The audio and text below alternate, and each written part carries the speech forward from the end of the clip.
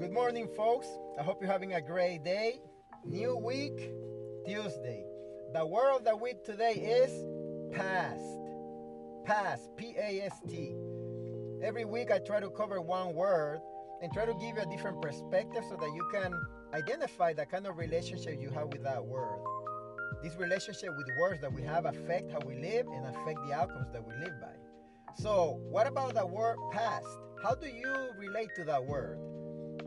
When it comes to the past, many of us have challenges because we have experienced things in the past that were bad experiences, and it creates sometimes limiting beliefs about what we can expect in the future.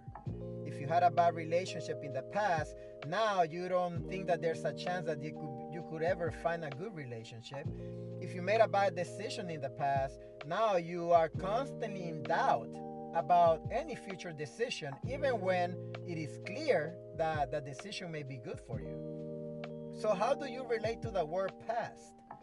I think it's important that we realize that we must use the past to make us stronger, but leave behind the nostalgia, failures, and limiting beliefs that may come from it. In other words, use your past. Don't allow your past to use you. So, what that means is that we must be able to speak about the past, but speak from a scar and not an open wound. Too often, when we talk about the past, many of us go back to the pain that we felt, the painful experience, the painful outcomes. And right away, emotionally, it puts us back into that negative space. It is important to speak about the past from a place of strength. That's why I mean the scar. Because you went through a battle, it was tough, but you got stronger because of it, and you healed because of it. And so it's important to look at the past in that manner and draw the strength, draw the wisdom that you learn from it, and then be able to move forward, focusing on your future, not holding on to the past.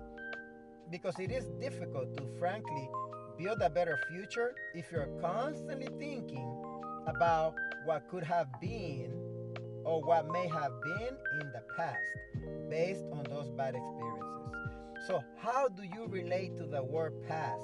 How do you relate to your past? Do you leverage it to build a better future? Or do you carry it around like a cross in your way to your crucifixion in your future? So, watch this week how the past shows up in your mind and notice how it is that you react to it.